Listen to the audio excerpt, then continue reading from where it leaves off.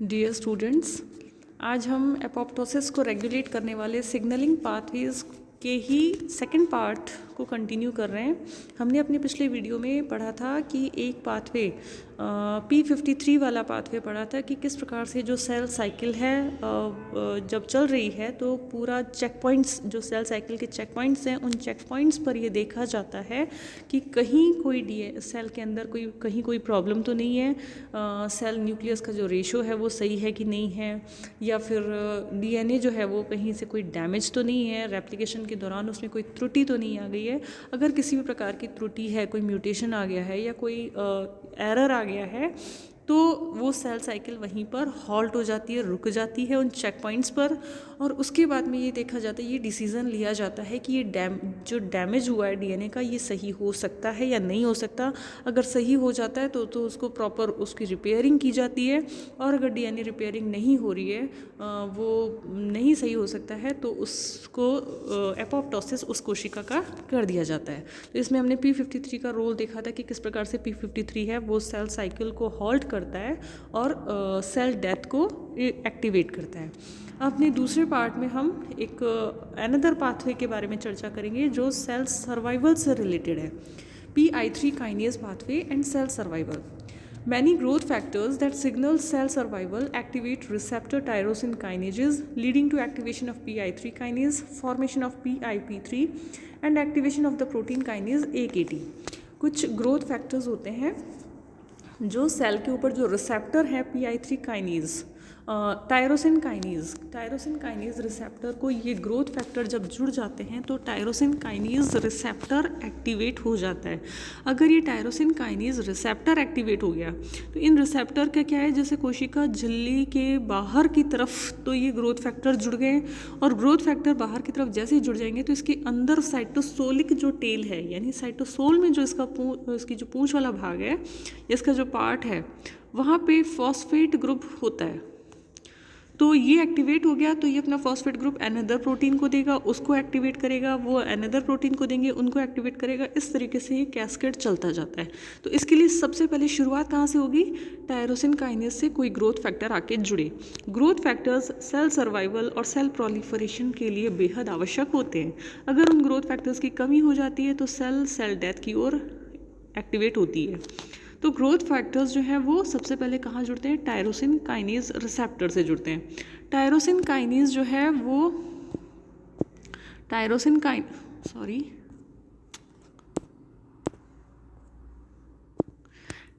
Kinase जो है वो क्या करेगा, PI3 काइनेज को एक्टिवेट करेगा। PIP2 होता है, और PIP2 को जैसे ही फॉस्फेट ग्रुप मिल जाता है तो वो PIP3 में बदल जाता है, फॉस्फोइनॉल पायरोफॉस्फेट्स। तो ये PIP3 में बदल गया। PI3 क्या करेगा, अपना फॉस्फेट किसको दे देगा, एक अनदर प्रोटीन काइनेज को दे देगा जिसका नाम है AKT। और ये AKT बहुत सारे सिग्नल्स सेल सर्वाइवल के लिए इंड्यूस करता है। ये AKT है, अगर ये एक्टिवेट हो गया तो ये बहुत सारे सिग्नल्स देगा, जो सारे सिग्नल्स क्या काम करेंगे, सेल के सर्वाइवल की दिशा में काम करेंगे। सबसे पहले ग्रोथ फैक्टर आया, ग्रोथ फैक्टर आकर के टायरोसिन काइनेज से जुड़ा, टायरोसिन काइनेज एक्टिवेट हो गया, इसने अपना फॉस्फेट ग्रुप दे दिया PI3 काइनेज को। PI3 काइनेज क्या करेगा, PIP2 को किस में कन्वर्ट कर देगा, PIP3 में कन्वर्ट कर देगा, एक फॉस्फेट ग्रुप यहाँ जोड़ देगा, और ये PIP3 अपना फॉस्फेट AKT प्रोटीन काइनेज को दे देता है। AKT then phosphorylates a number of protein that contribute to cell survival। और अब ये AKT जब एक्टिवेट हो गया तो ये सेल सर्वाइवल की दिशा में कार्य करने वाली सभी प्रोटीन्स को एक्टिवेट कर देगा। Phosphorylation of the pro-apoptotic regulatory protein BAD maintains it in an inactive state, as does phosphorylation of the FOXO transcription factors। एक pro-apoptotic regulatory protein होती है BAD।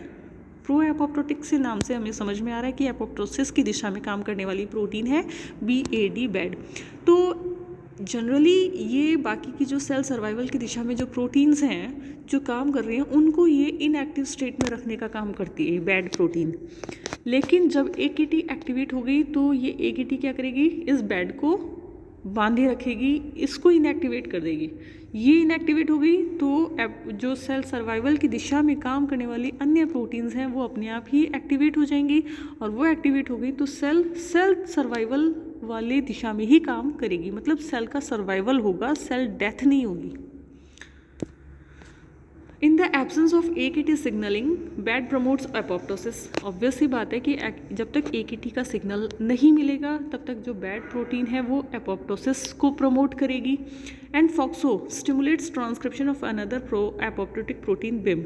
इसके साथ साथ में एक फॉक्सो जो है वो भी अनदर जो प्रो एपोप्टोटिक प्रोटीन है बिम, उनको भी एक्टिवेट रखेगी। और हम जानते हैं ये बैड है या बिम है, ये सब क्या है, ये एपोप्टोटिक प्रोटीन्स हैं, ये एपोप्टोसिस को रेगुलेट करती हैं। बिम हमें पता है किस प्रकार से काम करती है। Additional targets of AKT include the pro-apoptotic protein kinase GSK3 and additional transcription factors such as P53 and NF-κ-beta। हमने अपने पिछले वीडियो में पढ़ा है कि P53 किस प्रकार से सेल साइकिल को अरेस्ट करती है और एपोप्टोसिस को इंड्यूस करती है। Phosphorylation of GSK3 also targets the anti-apoptotic regulatory protein MCL1 for degradation and translational regulation by both GSK3 and mTOR affect cell survival। ये हम अपने पहले के जो सेल सिग्नलिंग पाथवे हैं उनमें काफ़ी विस्तार से पढ़ चुके हैं। इस डायग्राम से भी हम समझ सकते हैं। इस डायग्राम में आप देख रहे हैं ये जो है ग्रोथ फैक्टर है। ग्रोथ फैक्टर आकर के रिसेप्टर टायरोसिन काइनेज से जुड़ गया है। ये प्लाज्मा मेम्ब्रेन है, कोशिका की झिल्ली, ये कोशिका की झिल्ली से बाहर का भाग है, और ये कोशिका की झिल्ली के अंदर का भाग यानी साइटोसोल कोशिका द्रव्य वाला भाग है। तो ये ट्रांस मेम्ब्रेन प्रोटीन होती है। इसका जो कोई भी प्रोटीन होती है उसके दो सिरे होते हैं, एक को हम कार्बोक्सी टर्मिनल कहा जाता है और एक को अमीनो टर्मिनल कहा जाता है। तो आप देख रहे हैं कि एक सिरे पर यहाँ पर ग्रोथ फैक्टर आकर के जुड़ गया है। जैसे ही ग्रोथ फैक्टर आकर के जुड़ा वैसे ही इसका जो साइटोसोलिक टेल वाला भाग है वहाँ पर फॉस्फेट ग्रुप आ गया। फॉस्फेट ग्रुप एक्टिवेट हो गया। फॉस्फेट ग्रुप एक्टिवेट होकर के वो किसको एक्टिवेट करेगा, PI3 काइनेज एंजाइम को एक्टिवेट करेगा। PI3 काइनेज, काइनेज नाम से समझ में आ रहा है कि काइनेज का मतलब है वो अपना फॉस्फेट ग्रुप किसी दूसरे को दे और उसको एक्टिवेट करे। ये PI3 काइनेज क्या करेगा, ये PI3 काइनेज अपना फॉस्फेट ग्रुप इसको देगा, PIP2 को। आप देख रहे हैं ये PIP2 को अपना जो है फॉस्फेट ग्रुप देकर के इसको बना देता है PIP3।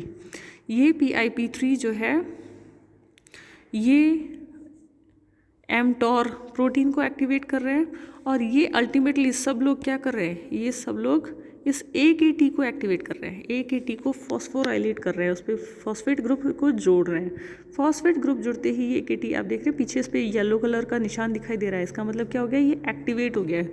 ये AKT प्रोटीन जो है वो एक्टिवेट हो गई।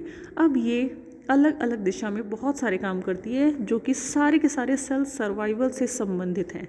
सबसे पहले तो ये जो प्रो एपोप्टोटिक रेगुलेटरी प्रोटीन्स हैं ये और ये, इनको ब्लॉक करेगी। ये निशान दिख रहा है ना, इसका मतलब ये इनके विरोध में काम कर रही है, इनको बनने से रोक रही है। तो ये जो प्रो एपोप्टोटिक रेगुलेटरी प्रोटीन्स हैं इनको ब्लॉक कर देती है। इसके अलावा ये जो GSK है इसको भी ब्लॉक कर देती है, जो कि GSK3 को भी ब्लॉक कर देती है। इसके अलावा ये mTOR जो है, mTOR इसको एक्टिवेट कर देती है।